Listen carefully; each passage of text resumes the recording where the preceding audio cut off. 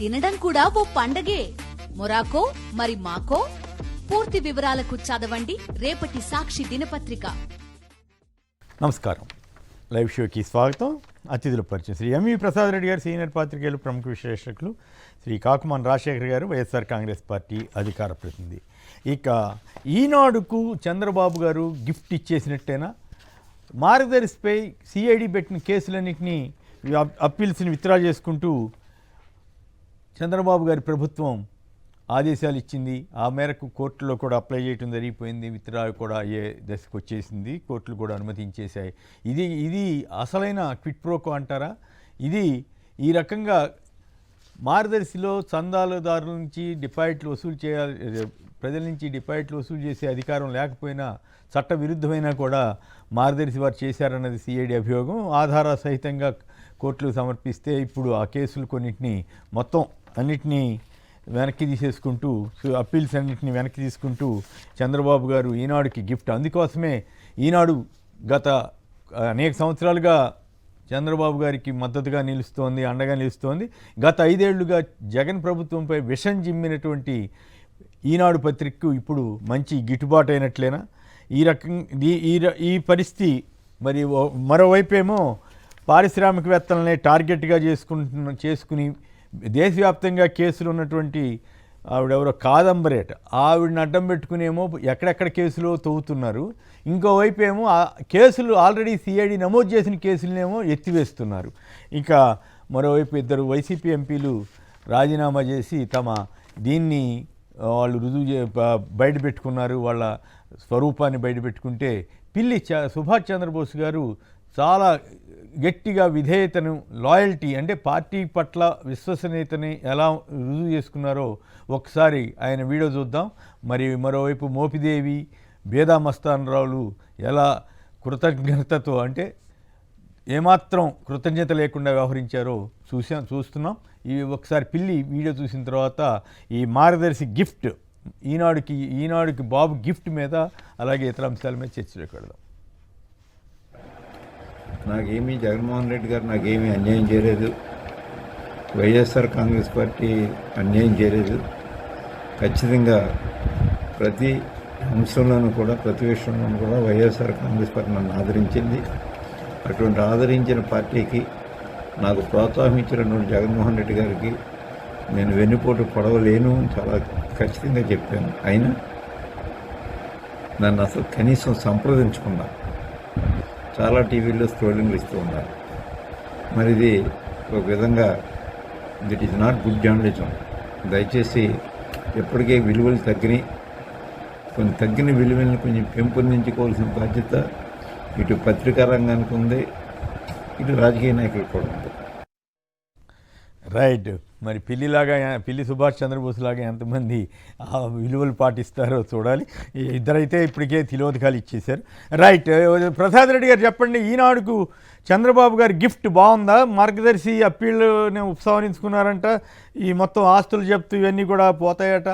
ఎంత మరి సిఐడి కనిపెట్టినట్టు అప్పట్లో బ్లాక్ మనీ 800 కోట్లు అని అవన్నీ బయటకు వచ్చినాయి కదా, ఇప్పుడు అవన్నీ హుష్కాకి అయిపోయినట్లేనా? అందుకోసమే ఈనాడు చంద్రబాబు భజన భారీ ఎత్తున చేస్తున్నట్లుగా మనకి క్విట్ ప్రోకో, అసలైన క్విట్ ప్రోకో ఇదేనంటారా? అంటే రాజుగారు చేస్తే శృంగారము, ఇతరులు చేస్తే వ్యభిచారం అంటారు కదా, అలాగే రిచ్ అండ్ పవర్ఫుల్ చేస్తే అవి ఏం చేసినా చెల్లుబాటు అయిపోతుందండి. ఈ దురదృష్టవశాత్తు భారతదేశంలో రిచ్ అండ్ పవర్ఫుల్ శిక్షించే మెకానిజం ఏది లేదు. మనకి రాజకీయ నాయకులు ఒక సుఖ్రామ్ గారిని శిక్షించారు, అలాగే లాలూ ప్రసాద్ యాదవ్ని శిక్షించారు వాళ్ళు. కానీ ఇంకా చాలా powerful politicians, including highest positions లో ఉన్న వాళ్ళు కూడా ఎన్నో క్రిమినల్ చర్యలకు లేకపోతే ఆర్థిక అవకతవకలకు పాల్పడ్డారు. అయినా కానీ వాళ్ళు చేసేవారిని శృంగారంలో భాగమే. అది వ్యభిచారం కాదు, రాజకీయ వ్యభిచారం కాదు, లేకపోతే ఇంకోటి కాదు. ఇటీవల సుప్రీంకోర్టు మన రేవంత్ రెడ్డి గారి మీద కూడా వ్యాఖ్యానించిందా? మీరు సుప్రీంకోర్టు తీర్పుని మీద వ్యాఖ్యానం చేస్తారా? ముఖ్యమంత్రి పదవిలో ఉంటూ మీరు ఎలా వ్యాఖ్యానించవచ్చు అన్నది, దాన్ని పూర్తిగా మనం గౌరవిద్దాం. కానీ ఇది టోటల్లీ డిఫరెంట్ ఇష్యూ. అది రాష్ట్ర ప్రభుత్వము కోర్టులో ఉన్న కేసులను ఉపసంహరించింది. అంటే రాష్ట్ర ప్రభుత్వాలలో ఇక్కడ తెలంగాణలో కానీ ఆంధ్రాలో కానీ అధికారంలో ఉన్న పార్టీలు రామోజీరావుని టచ్ చేయడానికి కూడా భయపడుతున్నాయి. ఇది మనకి గత కొన్ని దశాబ్దాలుగా మనం చూస్తున్నది. రామోజీ ఫిల్మ్ సిటీలో అక్రమంగా ఆస్తులను కూడబెట్టినా, లేకపోతే కబ్జాలు చేసినా, దారులు మూసేసినా, చెరువులు కుంటలు మూసేసినా దాని జోలికి ఎవరు వెళ్ళరు, దాన్ని కన్నెత్తి కూడా చూడరు. ఆసియాలోని అతిపెద్ద ఫిల్మ్ స్టూడియో అని ప్రశంసిస్తారు. అక్కడికి వెళ్ళి ఆయనతో విందు చేస్తారు, మాట్లాడతారు, వచ్చేస్తుంటారు. కానీ మార్గదర్శిని కానీ రామోజీరావు చేసిన అవకతవక చర్యలు కానీ నిగదీసింది ఒక రాజశేఖర రెడ్డి గారి ప్రభుత్వము, ఉండవల్లి వారే, ప్లస్ తర్వాత దాన్ని కంటిన్యూ చేసింది జగన్మోహన్ రెడ్డి. అంటే దీనికి అంతటికి వాళ్ళు పాపం పొలిటికల్ కాస్ట్ చెల్లించారు. అయినా కానీ వాళ్ళు పట్టుదలతోటి చట్టం అందరికీ ఒకే రకంగా ఉండాలన్న ఉద్దేశంతో చేశారు. అయినా వాళ్ళు అంటే చెక్కు చెదరకుండా, అంటే వ్యవస్థలను మేనేజ్ చేస్తారో, మనకి ఎలా మ్యానిపులేట్ చేశారా, ప్రలోభపరిచారని మనం అంటే ఇప్పుడు సుప్రీంకోర్టు గారి వ్యాఖ్యలు మనకు కూడా వర్తిస్తాయేమో. కాబట్టి మనం ఏంటంటే కాదు ఇక్కడ ఈ కేసులో న్యాయ వ్యవస్థకు సంబంధం లేని కేసు ఇది. అంటే వాళ్ళంతరికి వాళ్ళుగా విత్డ్రా చేసుకోమని చెప్పడం ఇట్లేం కాదు కదా.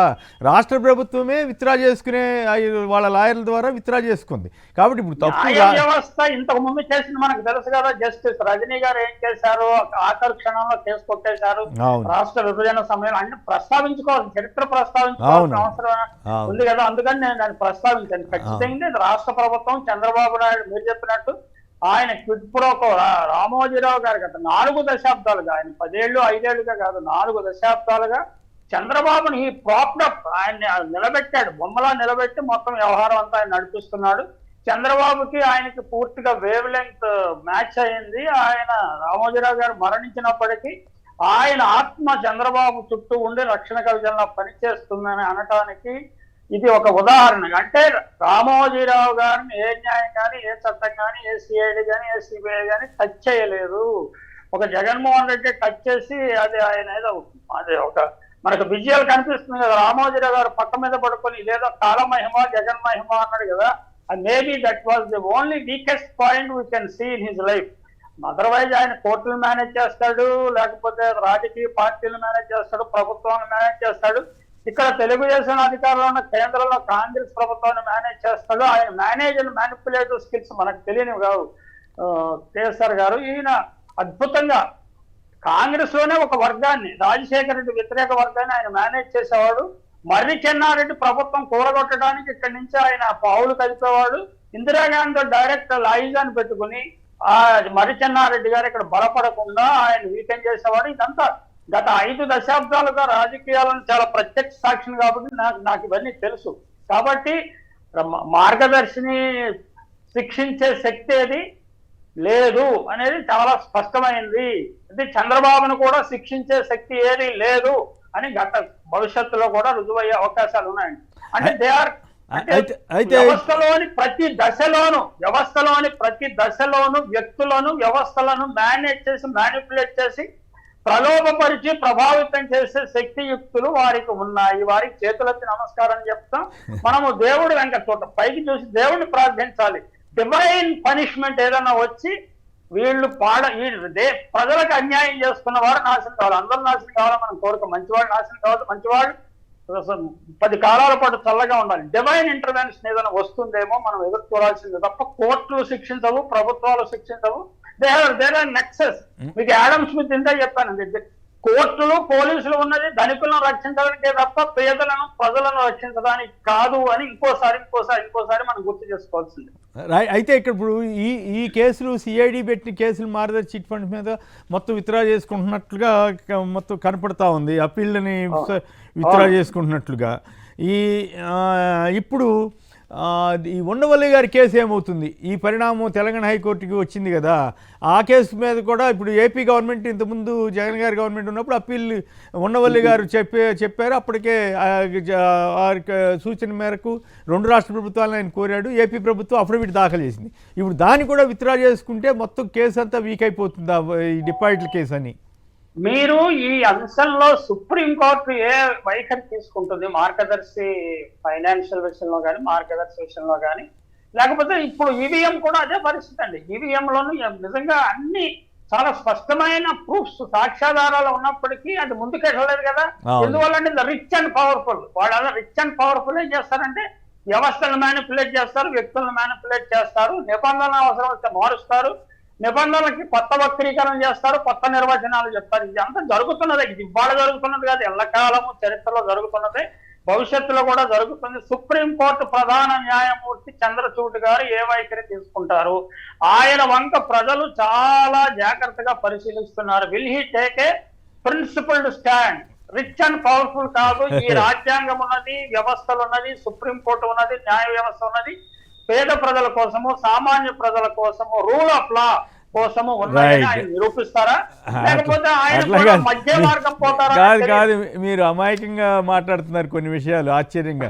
అసలు సామాన్యులు సుప్రీంకోర్టు దాకా వెళ్ళే పరిస్థితి ఉందండి. లాయర్కి ఒక 5 నిమిషాలు కాదు, ఒక 5 నిమిషాలు కోర్టుకి హాజరైతే 5 లక్షల నుంచి 10 లక్షలు 15 లక్షలు పే చేయాలంట. ఆ పరిస్థితి ఎవరు సామాన్యుడు, మధ్యతరగతి వాళ్ళు ఎవరు చేయగలుగుతారు? ఒక విషయాన్ని మర్చిపోలేదండి, మనకి అమరావతి కేసులో ఏబీకే ప్రసాద్ గారు ఈ భూమును సేకరించకూడదని వెళ్తే అప్పుడు సుప్రీంకోర్టు ప్రధాన న్యాయమూర్తి అన్నది ఆ ఫైల్ కూడా చూడకుండా నీకు లోకల్ స్టాండ్ ఉందా అని అడిగాడు. 50-60 సంవత్సరాలు ప్రజల కోసం తప్పించిన ఒక సంపాదకుడు ఆయన వెళితే దిక్కది సామాన్య ప్రజలకే కాదండి. మళ్ళీ వాళ్ళకి వాళ్ళు కొన్ని కేసుల్లోనేమో దారిపోయేవాడు ఉత్తరం రాసినా దారిపోయేవాడు పిటిషన్ వేసినా చేసుకుంటున్నారు. రైట్, సరే, అది వేరే చర్చ అనుకోండి. ఇంకోవైపు ఇప్పుడు ఎక్కడెక్కడ పాత కేసులు లేదా పాత ఘటనలకు సంబంధించి ఇప్పుడు ఈ అమ్మాయి ఎవరిదో కేసు అంట, మాదాబరి వీళ్ళు రాశారు, మాయలేడి కాదంబరిని అడ్డు పెట్టుకుని సర్కారు సరికొత్త దందా అంట. ఇక్కడేమో అట్లాంటి కేసులన్నీ బయటికి తీసుకొచ్చి ఎవరో ఒకళ్ళని ఇబ్బంది పెట్టాలని అబద్ధాలు కల్పించి ఐపీఎస్ల మీద కూడా కేసులు పెట్టాలని ప్రయత్నం చేస్తారట. మరోవైపు మార్గదర్శి కేసులేమో విత్డ్రా చేసుకుంటారంట. ఏంటిది మరి? చట్టం అందరికీ సమానం కాదా? అదే కాదండి, ధర్మం 4 పాదాలు నడిచే రోజులు వెళ్ళిపోయింది. ధర్మం కుంటుతో ఒక్క కాలం మీద నడుస్తున్నది. ఈ కాలానికి చంద్రబాబు నాయుడు లాంటి పాలకుడే సరైన పాలకుడు. న్యాయము ధర్మం అంటే నిలవదు. Right, okay. రాము గారు గుంటూరు నుంచి. రాము గారు నమస్కారం, మాట్లాడండి. మీరేమంటారు? ఈనాడుకి చంద్రబాబు గారు గిఫ్ట్ ఇచ్చారంట, మరి దీన్నే కదా, దీన్ని కిడ్ ప్రోకా అంటారా, ఏమంటారు? వాళ్ళ మీద కేసులన్నీ ఎత్తేస్తే అందుకోసమే జగన్ మీద విపరీతమైన విష ప్రచారం, వ్యతిరేక ప్రచారం చేస్తూ వస్తున్నారు కదా, దానికి ప్రతిఫలంగా చంద్రబాబు గారు ఈ గిఫ్ట్ ఇచ్చినట్లయినా ఇదే నా జర్నలిజం అంటే అనేటువంటి ప్రశ్న కూడా వస్తుంది. మీరేమంటారు? నమస్తే సార్. నమస్తే. అవును సార్, గిఫ్ట్ ఇచ్చినట్టే సార్ అది. అంతేనా? అంటే ఇప్పుడు ముందు ఇంకా జగన్ గారి మీద, జగన్ గారి ఎంపీల మీద, ఎమ్మెల్సీల మీద, ఎమ్మెల్యేల మీద ఇట్లాగా రాస్తా ఉన్నారు కదా, ఎవరు వెళ్తున్నారు, వెళ్ళబోతున్నారు, ఎవరు రాబోతున్నారు అనేది. రైట్, అంతేనా? ఎంపీలను లాగుతున్నారు, ఎమ్మెల్సీని లాగుతారంట. మరోవైపు ఏమో వీళ్ళలో కొందరితో రాజీనామా చేయిస్తారంట. మేయర్లు, కార్పొరేటర్లతో ఏమో రాజీనామా చేయించుకుంటేనే పార్టీలు చేసుకుంటారంట. తమాషాగా ఉంది రాజకీయం. 5 సంవత్సరాలు మొత్తం ఖాళీ చేస్తారు. రైట్. మరోవైపు ఏమో ఎక్కడెక్కడో ఈ కేసుల్లో ఉన్న వాళ్ళని తీసుకొచ్చి వీళ్ళందరికీ చుడతారంట. తమాషాగా ఉంది కదా. రైట్. జగన్ గారు కర్నూలు నుంచి. నమస్కారం, మాట్లాడండి. హలో, నమస్తే, చెప్పండి. ఈనాడుకి చంద్రబాబు గారు గిఫ్ట్ ఇచ్చారంట, బాగుందా? చాలా బాగుంది సార్. వాళ్ళది చాలా బాగుందా? వాళ్ళది ఏమంటే ఇప్పుడు చేసింది వైఎస్ఆర్ వాళ్ళు చేసింది తప్పేమంటే వాళ్ళకి వచ్చే సీట్లు మొత్తం అంతా ట్యాంపరింగ్ చేసిందంతా వాళ్ళకి క్లూ ఇచ్చినట్టే. ట్యాంపరింగ్ ఈవీఎంలు ట్యాంపరింగ్ జరిగిందంటారు. పక్కా అదే 164 వస్తుందని తెలిసి అవన్నీ మొత్తం కావాలనే లెక్కన ఇది చేసుకున్నారు వాళ్ళు. అంతే. ఇది మరి దానికి తగ్గట్టుగానే ఎలక్షన్ కమిషన్ ఏమో అసలు స్పందించట్లా. అయ్యా మళ్ళీ వీవీప్యాట్ స్లిప్పులు లెక్క ఏంటంటే అదే కాదు, చాలా సింపుల్ కేసు. అయ్యా ఈవీఎం ఓపెన్ చేయండి, ఎన్ని వచ్చినాయో చెప్పండి, ఇక్కడ ఈ వీవీప్యాట్ స్లిప్పులు ఎన్ని ఉన్నాయో చెప్పండి. 5% అంటే ఒక్కొక్క బూత్కి 1000 ఓట్లు లెక్కేయడానికి పర్మిషన్ ఇవ్వట్లేదు. ఆశ్చర్యం. కోర్టు వారు కూడా కోర్టు వారు కూడా ఇంకా దాని మీద తీర్పు ఇవ్వకుండా ఉన్నారు. మరి అది ఎప్పుడు ఇస్తారో చూద్దాం, వచ్చే వారంలో ఇస్తారని అంటున్నారు. బట్ ఏదేమైనా మీ జనంలో ఇది ఖచ్చితంగా ఈవీఎంలు ట్యాంపరింగ్ జరిగింది అనేటువంటి ఒక నిర్దిష్టమైన అభిప్రాయానికి వస్తున్నారు. దానికి తగ్గట్టుగానే ఆ వార్తలు ఏవి కవర్ కావు ఈనాడు, ఆంధ్రజ్యోతి ఇటువంటి వాటిల్లో. ఈ గిఫ్ట్ వార్త కూడా కవర్ అవ్వదు. ఈ రకంగా ఇంకోవైపు ఏమో గిఫ్ట్లు ఇచ్చుకుంటున్నారు పరస్పరం, ఈ క్విట్ ప్రోకో అంట. ఇటువంటి వాటి మీద కదా అసలు కేసులు పెట్టాల్సింది. రైట్, రాజశేఖర్ గారు గుడ్ మార్నింగ్ సార్. మాట్లాడి తిలక్ గారు కూడా ముందుగా నమస్కారం, ప్రసాద్ రెడ్డి గారు కూడా ముందు నమస్కారాలు. ఈరోజు అంటే అందరూ ఊహించింది, మొట్టమొదటి నుంచి అనుకుంటుంది, ఇది కొత్త విషయం కాదు అన్నది. ఎందుకంటే ఈనాడు పేపర్ అయినా లేదా మరొక పేపరు ఆయనకు ఒక పచ్చ మీడియా అనేటువంటిది ఇప్పటి ఈనాటి నుంచి కాదు. చంద్రబాబు నాయుడు గారి ఎప్పుడైతే తెలుగుదేశం పార్టీని ఆక్రమించుకున్నారో, ఈ తెలుగుదేశం పార్టీని ఎన్టీ రామారావు గారి దగ్గర నుంచి తీసుకునే ముందు నుంచి కూడా వీళ్ళందరూ కూడా ఆయనకి సపోర్ట్ చేస్తూ ఉన్నారు. వీళ్ళందరూ కూడా ఆయన వైపు నిలబడ్డారు కాబట్టి ఆ రోజు పార్టీని చేజించుకోగలిగారు, లేదా ఎన్టీఆర్ గారిని బదనాం చేయి. సో అప్పటి నుంచి ఇప్పటి వరకు కూడా ఇది తంతు కొనసాగుతూనే ఉంది. అయితే ఇప్పుడు మీరు ఈరోజు ఏదైతే ఈనాడు రామోజీరావు గారికి చిట్ ఫండ్స్ వ్యవహారంలో దాదాపు 4,600 కోట్ల రూపాయలు ప్రజల నుంచి వసూలు చేసినటువంటి వ్యక్తిని కాపాడుకోవడానికి అన్ని విధాలా కూడా గతంలో ప్రయత్నం చేశారు. వైఎస్ఆర్ కాంగ్రెస్ పార్టీ అధికారంలోకి వచ్చిన తర్వాత ఈ ప్రజాధనం ఏదైతే ఉందో వాటిని ఖచ్చితంగా ప్రజలను డబ్బు నష్టపోకూడదు, వసూలు చేయాలనేటువంటి ఉద్దేశంతో మరి కొన్ని నిర్ణయాలు తీసుకొని కేసు ఫైల్ చేయడం, అది కోర్టుకు వేయడం, మరి ఏదైతే గుంటూరు కోర్టులో కొట్టివేయటం, వెంటనే హైకోర్టుకి తీసుకురావడం, దాదాపు 1,050 కోట్ల రూపాయల ఆస్తులు జప్తు చేసేయడానికి కూడా ప్రభుత్వం నిర్ణయం తీసుకొని మరి సిఐడి హైకోర్టులో కేసు నడుస్తున్నటువంటి సందర్భంలో మరి ఈరోజు ప్రభుత్వం మారిన తర్వాత వెంటనే ఒక నిర్ణయం తీసుకొని కేసుని విత్డ్రా చేసుకోవడానికి వాళ్ళు ముందుకు వచ్చారంటే ఇక దీన్ని అసలు సిసలైన క్విట్ ప్రోకో అనొచ్చు, లేదా నజరానా అనొచ్చు. రామోజీరావు గారి కుటుంబానికి చంద్రబాబు నాయుడు గారు ఇచ్చినటువంటి నజరానా అని చెప్పవచ్చు. ఎందుకంటే ఈ యొక్క గత 5 సంవత్సరాలు కూడా చూస్తే అడ్డగోలుగా ఇష్టం వచ్చినట్టుగా తప్పుడు ప్రచారాలు చేసి జగన్మోహన్ రెడ్డి గారి పైన, ప్రభుత్వం పైన, పార్టీ పైన అన్ని రకాలైన ప్రచారాలు ఇప్పటికీ కొనసాగుతాయి. అంటే వాటికి కీలక పాత్ర వహించినటువంటి ఈ పత్రికలు, ఈ టీవీ ఛానల్స్ కీలక పాత్ర వహించిన సందర్భంలో రేపు రాజధాని ప్రాంతంలో కూడా వాళ్ళకి భూములు ఇచ్చి వాళ్ళని ఈనాడు ఆఫీసులో లేదా ఆంధ్రజ్యోతి ఆఫీసులో కట్టుకోమని ఇవ్వడం ఏం లేదు. ఖచ్చితంగా వాళ్ళకి రాజధాని ఏదైతే అనుకుంటున్నాడో ఆ ప్రాంతంలో భూములు కూడా ఇవ్వడానికి ఆయన వెనకాడడు అనేటువంటిది తెలుస్తూ ఉంది. యాక్చువల్గా కానీ కోర్టులో కానీ ఇది హైకోర్టులో అది పూర్తి సాక్ష్యాలతో సిఐడి పెట్టింది. అది ప్రూవ్ అయితే దాదాపు 10 సంవత్సరాలు వీళ్ళకి శిక్ష పడేటువంటి అవకాశం కూడా ఉంది.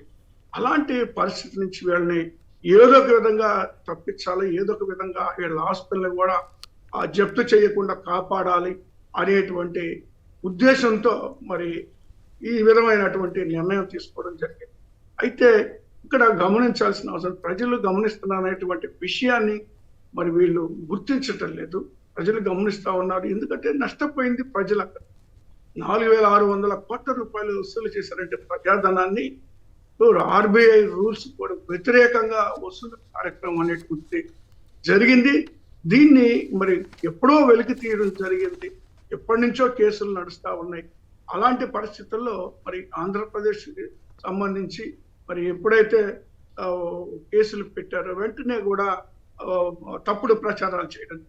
ఇప్పుడు అంతెందుకు, వాళ్ళు అన్ని తప్పుడు ప్రచారాలు చేసి మరి కూటమి అధికారంలోకి వచ్చిన తర్వాత ఎన్ని మర్డర్లు, మానభంగాలు, దౌర్జన్యాలు, దోపిడీలు ఇన్ని జరిగినా ఏ ఒక్కటి కూడా ఈ పత్రికల్లో, టీవీలో రాకపోవటం అనేటువంటి గమనించాల్సినటువంటి అవసరం ఉంది. ప్రజలు విఘ్నులు, ఆంధ్రప్రదేశ్ ప్రజలు విఘ్నులు గమనిస్తూ ఉన్నారు. ఎందుకంటే వీళ్ళు గతంలో దుష్ప్రచారాలు ఏదైతే చేశారో ఈ రోజు వాళ్ళ పరిపాలనలో వచ్చిన అతి కొద్ది రోజుల్లోనే ఒక్క సింపుల్ గా చెప్పాలంటే మరి ఇసుక దోపిడీని అడ్డగోలుగా ఇసుక దోపిడీ జరుపుతావు. ఏదైతే వైసీపీ ప్రభుత్వం మీద అబండాలు వేశారో మరి ప్రభుత్వం అధికారంలోకి వచ్చిన వెంటనే ఇసుక దోపిడీ అనేటువంటిది ఇష్టారాజ్యంగా ఏదైతే స్టాక్ యార్డ్స్ లో ఇసుక మరి పెట్టున్నారో అవన్నీ కూడా మరి వీళ్ళు అమ్మేసుకొని ఇష్టారాజ్యంగా దోపిడీ చేసుకుని అలాంటి కార్యక్రమాలని వీళ్ళు ప్రారంభిస్తే వాటి గురించి మాట్లాడరు. ఇప్పుడు మద్యానికి సంబంధించి కూడా చూడండి, వాళ్ళ కొత్త పాలసీ వాళ్ళు ప్రైవేట్ వ్యక్తులందరికీ ఇవ్వాలని ప్రభుత్వమే నిర్వహించి ప్రభుత్వ ఆదాయాన్ని మరి తీసుకొచ్చినటువంటి గత ప్రభుత్వాన్ని కాదని ఇప్పుడు మళ్ళీ బెల్ట్ షాపులు పర్మిట్ షాపులన్నిటి కూడా పర్మిషన్స్ ఇస్తాం. అవును, ఆల్రెడీ వాళ్ళ పేపర్లో రాశారు కదా, మళ్ళీ ప్రైవేట్ వాళ్ళకే ఇస్తారంటే అంటే సిండికేట్లు రాబోతున్నాయని చెప్పటమే కదా. అదే సార్ నేను అంటుంది. అలాగా పాత గతంలో లాగా చేయడం, పర్మిట్ రూమ్స్ ఇవ్వడం అంటే మద్యం ఏరువై మరొకసారి ఆంధ్రప్రదేశ్ లో పారబోతుంది అనేటువంటి దానికి అదే నిదర్శనం. అంతకన్నా ఏముంటుందండి చెప్పడానికి. అది అలా ఉంచితే చూడండి, ఇప్పుడు ఇంకొకటిగా ఒక నటిని కాదంబరి అనేటువంటి ఆమెని రంగంలోకి దింపారు. అది మరి గతంలో మరి కుక్కల నాగేశ్వరరావు గారు ఉన్నారు, వారి కుమారుడు విద్యాసాగర్, ఆయన తెలుసు నాకు బాగా పరిచయం. విద్యాసాగర్ గారికి సంబంధించి ఆయన ఇప్పుడు కాదు 2013 నుంచి వేధించి ఆయన దగ్గర నుంచి ఆవిడ కోట్లాది రూపాయలు వసూలు చేసి మరి ఆయన దగ్గర అన్ని లెక్కలు ఉన్నాయి. వాళ్ళ అమ్మ అకౌంట్కి ఏం డబ్బు పంపాడా, ఆమెకి ఏ డబ్బు పంపాడా అన్ని అతను చెక్ బుక్ లేదా ఆయన అకౌంట్లు అన్ని డీటెయిల్స్ మొత్తం ఆయన దగ్గర ఉన్నా కూడా అది ప్రకటనలో చేయట్లేదు. అసలు వాటి గురించి మాట్లాడట్లా. ఆమె ఏ విధంగా అక్రమంగా వసూలు చేసింది అనేటువంటిది మాట్లాడట్లా. ఏదైతే ఆయన కంప్లైంట్ చేశాడు, యాక్చువల్ గా ఆయన వైఎస్ఆర్ కాంగ్రెస్ పార్టీకి సంబంధం లేదు. 14 ముందు 14 తర్వాత ఏనాడు వైఎస్ఆర్ కాంగ్రెస్ పార్టీ గడప దొక్కినటువంటి వ్యక్తి కాదు, పార్టీ ఆఫీస్కి వచ్చినట్టు మాకైతే తెలియదు అసలు పార్టీలో ఉన్నాడని. నేను కూడా అంటే 2014 అంటే వాళ్ళ ఫాదర్ బదులు 2014లో టికెట్ ఇచ్చారు, ఓడిపోయాడు. ఓడిపోయినప్పుడు కూడా ఎలక్షన్ ప్రచారం కూడా చేయలేదంట. ఆ తర్వాత ఇక అతను రాజకీయాల్లో ఉన్నట్టే లేదు. దానికి వైసీపీకి అంటగట్టి వీళ్ళు తెలుగు ఈనాడు, ఆంధ్రజ్యోతి వీళ్ళంతా దుర్మార్గ ప్రచారం చేస్తున్నారు. ఏం చేయాలి?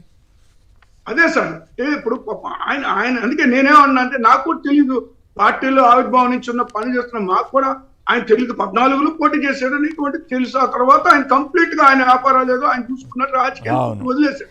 ఇప్పుడు ఆ కేసు ఆయనకంటే కూడా ఇప్పుడు ఇది చాలా ప్రమాదకరమైంది ఏంటంటే సజ్జన్ జందాల్ని ఎవరో మాలవ్ దాని అంట, వీళ్ళందరినీ కూడా ప్రమోటర్స్, ఏషియన్ కంపెనీ ప్రమోటర్స్ వీళ్ళందరినీ కూడా బెదిరించారని వీళ్ళు రాశారు.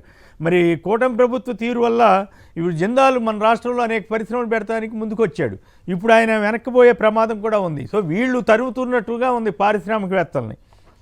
రైట్, కంప్లీట్ చేయండి. వాళ్ళకి పరిశ్రమలు రావాలా లేదా ఆంధ్రప్రదేశ్ అభివృద్ధి చెందాలా లేదా ఓటమి మనందరం కలుసున్నాం కాబట్టి ఆంధ్రప్రదేశ్ కి ప్రత్యేక హోదా అనేటువంటి తీసుకురావాలా లేదా నిధులు తేవాలా, డెవలప్ చేయాలి, వీటి మీద శ్రద్ధ లేదండి. ఇప్పుడు కక్ష సాధింపు చర్యల మీద మాత్రమే శ్రద్ధ వహిస్తా ఉన్నారు. ఆ విషయం మరి వాళ్ళు ఎందుకు దాన్ని తప్పుదో పట్టిస్తున్నారో వాస్తవాలు ఈ పత్రికల్లో రాయరు. ఈరోజు రాష్ట్రానికి మేలు చేసేటువంటి కార్యక్రమాలకి మేము కూడా సహకరించడానికి కూడా సిద్ధంగా ఉన్నాం. రాష్ట్ర అభివృద్ధి అంతిమ లక్ష్యంగా అన్ని పార్టీలు కూడా ఉండాలనేది మేము కోరుకుంటున్నాం. కానీ జరుగుతున్నటువంటి పరిణామాలు చూస్తా ఉంటే కేవలం కక్ష సాధింపు చర్యలే. ఇప్పుడు ఆవిడకి లేదంటే మన విద్యాసాగర్కి ఆయన వాళ్ళకి సంబంధించిన వ్యవహారం ఆయన కేసు పెట్టారు. కేసు పెట్టిన తర్వాత కోర్టు పర్మిషన్ తీసుకున్నారండి. అరెస్ట్ చేసేటువంటిది విచారించేదానికి కోర్టు పర్మిషన్ తీసుకున్నారు సార్. ఎఫ్ఐఆర్ కట్టారు. ఎఫ్ఐఆర్ అయిన తర్వాత పట్టణంలో కోర్టు పర్మిషన్ తీసుకుంటే పోలీస్ ఆఫీసర్స్ ని అన్యాయంగా వాళ్ళు నిరికిచ్చే. ఇప్పుడు ఏదైనా విచారణకు వచ్చినప్పుడు వాళ్ళు ఏ దేశంలో ఉన్నా పట్టుకొస్తారు కదండి, ఎక్కడున్నా తీసుకొస్తారు కదా, విచారణ జరిపిస్తారు కదా, వాస్తవాలు తెలుసుకునే ప్రయత్నం జరుగుతుంది కదా. అదే విధమైనటువంటి ప్రయత్నం చేస్తే వాళ్ళు బలిపోషణలు చేసేటువంటి పని చేయడం ఏంటంటే, ఇప్పుడు ఆఫీసర్లు ఎవరైనా పోలీస్ ఆఫీసర్ ఏ ఆఫీసర్ ఎవరు అధికారంలో ఉన్నా కూడా వాళ్ళు పర్మనెంట్ అండి, వాళ్ళు పర్మనెంట్ ఎంప్లాయీస్. వాళ్ళు మనం Right. అధికారంలో ఉండేది 5 సంవత్సరాలే, వస్తూ ఉంటాం పోతూ ఉంటాం. రైట్. తెలుగుదేశం వారికి ఇటువంటి వెనతో పెట్టిన విజయం ఇట్లా ఆడ మనుషులను అడ్డం పెట్టుకుని ఇప్పుడు లక్ష్మీపార్వతి గారిని అడ్డం పెట్టుకుని ఎన్టీ రామారావు గారిని ఇబ్బంది పెట్టారు కదా, అట్లాగే ఇంకా పేరు ఘటనలు వాటి గురించి నేను ప్రస్తావించాలి కానీ బట్ ఇప్పుడు ఈ అమ్మాయిని పట్టుకొచ్చి వైసీపీ వాళ్ళని ఇబ్బంది పెట్టాలని ప్రయత్నం చేస్తున్నారు. సార్ ఆ అమ్మాయి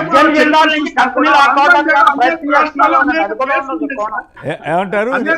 ఒక్క నిమిషం సార్, సబ్జెక్ట్ జిల్లాల నుంచి ఏమైనా కంపెనీ లాక్కోవడానికి ప్రయత్నం చేస్తున్నారేమో. రైట్. ఓకే. చెప్పండి. ఆ మీద అనేక రాష్ట్రాల్లో కేసులు ఉన్నాయి సార్. అవును. దేవుడు అనేక మంది మీద కేసులు పెట్టి బ్లాక్ మెయిల్ చేసి డబ్బులు కోట్లాది రూపాయలు వసూలు చేసినట్టుగా, దానికి వాళ్ళ మదర్ కూడా మద్దతు ఇస్తున్నట్టుగా స్పష్టమైనటువంటి ఆధారాలు ఉన్నాయి. అని ఒక్క రాష్ట్రంలో కాదు, ఈ రాష్ట్రంలో కూడా అనేక మందితో చేయటమే కాకుండా ఈ ఒక్క కేసు బయటకు వచ్చింది ఈ రోజు.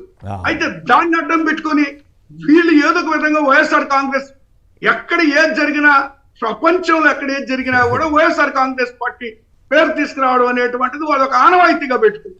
అదేవిధంగా ఈ కేసుకి వైఎస్ఆర్ కాంగ్రెస్ పార్టీకి ఏం సంబంధించి ఒకళ్ళు కంప్లైంట్ ఇచ్చారు, ఆ కంప్లైంట్ రిజిస్టర్ చేశారు, ఆ రిజిస్టర్ అయింది, కోర్టు అనుమతి ఇచ్చింది, అనుమతి ఇచ్చిన ప్రకారం వాళ్ళని అరెస్ట్ చేయడం, తీసుకురావడం, విచారించడం కార్యక్రమాలు జరిగినాయి. కోర్టులో కేసు నడుస్తుంది. దానికి ఎందుకంటే వీళ్ళంతా హడావుడి చేయడం, ఎందుకు ఒత్తాసు పలుకుతున్నారు, వీళ్ళకినా ఆవిడకి ఉన్నటువంటి సంబంధాలు ఏంటి,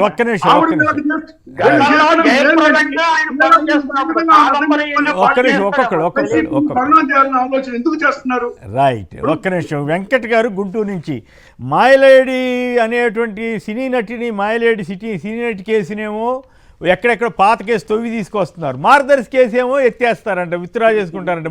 మరి ఉండవల్లి గారి ప్రయత్నాలకి ఆ కేసుని ఏం చేస్తారో, మరి దాన్ని కూడా అఫిడవిట్ ఉపసంహరించుకుంటారేమో చూడాలి. మీరేమంటారు?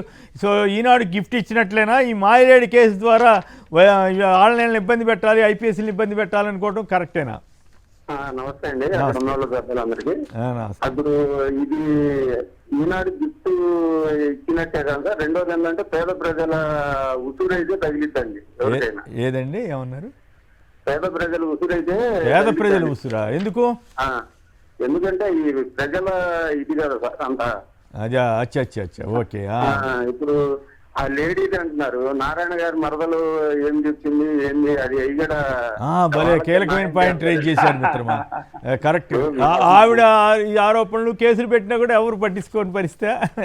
అట్లాంటివి చాలా ఉంటాయి. అవేమి వాళ్ళకి సంబంధించి ఇప్పుడు ఈ మధ్య మంత్రుల భార్యలో లేకపోతే ఎమ్మెల్యేల భార్య వాళ్ళు ఏదో గొడవ చేశారని చెప్పి అన్నారు తప్ప వాళ్ళ జోలికి కూడా వెళ్ళలేదు, వాళ్ళ పోలీసులు కూడా ఏదో చూసి ఉన్నట్టు పోతున్నారు. రైట్. వాళ్ళ ఇష్టం. గవర్నమెంట్ ఉంటే ఇట్లా ఇంత పవర్ఫుల్గా ఉంటుంది అనమాట. రైట్.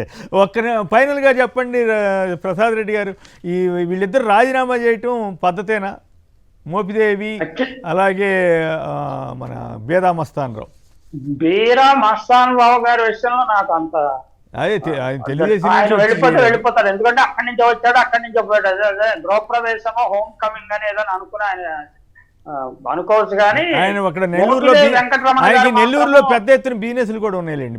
అదేలేండి, బిజినెస్లు ఉన్నాయి, ప్రభుత్వంతో పనులు లావాదేవీలు ఉంటాయి. అయినా కానీ అంటే స్వతంత్రంగా వ్యాపారం చేసుకునే వాళ్ళు ప్రభుత్వం మారితే పార్టీలు మారాలని అనుకోవటము చాలా పొరపాటు.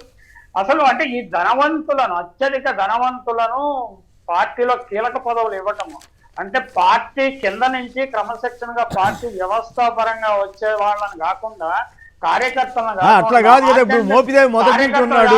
కాదు అన్నిటినీ అట్లా అనలేము, అన్నిటినీ అట్లా అనే పరిస్థితి లేదు. మోపిదేవికి ఇచ్చినంత ప్రాధాన్యత ఎవరికి ఇచ్చారు? అయినా కూడా ఖచ్చితంగా మోపిదేవి విషయంలో ఎటువంటి ఆయన చేస్తున్నది పెద్ద తప్పు. అది ఆయన రాజకీయ షార్ట్ టర్మ్ గెయిన్స్ చేస్తున్నాడో మనకు తెలియదు. ఆయన కూడా చాలా కాలం లాయల్ గా ఉన్నారు. అందులో ఆ విషయంలో దీనివల్లే డబ్బులు ఇస్తున్నారేమో ఈ ప్యాకేజ్. నాకు సంగతి తెలిసింది, నాకు ఇంట్రెస్టింగ్ సంగతి వైసీపీ వర్గాల నుంచి చెప్తున్నాయి ఏంటంటే, రాజకీయ వర్గాల్లో ఎవరైనా ఎమ్మెల్సీ కొత్తగా అవ్వాలనుకున్నారనుకోండి, వాళ్ళు డైరెక్ట్గా డబ్బులు ఇచ్చి రాజీనామాలు చేయిస్తున్నారంట కొన్ని చోట్ల.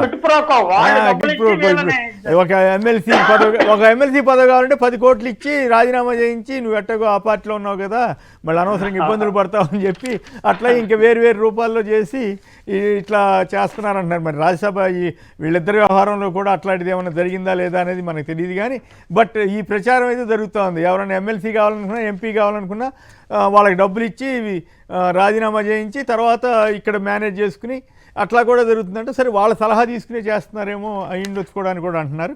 రైట్, ఏదేమైనా రాజకీయాలన్నీ కొత్త మలుపులు తిరుగుతూ ఉన్నాయి. ఎంఈ ప్రసాద్ రెడ్డి గారు, కాకుమాన్ రాజశేఖర్ గారు, ఇద్దరికి ధన్యవాదాలు. పలువురు మాట్లాడారు, వారికి కూడా ధన్యవాదాలు. ఇది నేటి చర్చా కార్యక్రమం. నమస్కారం.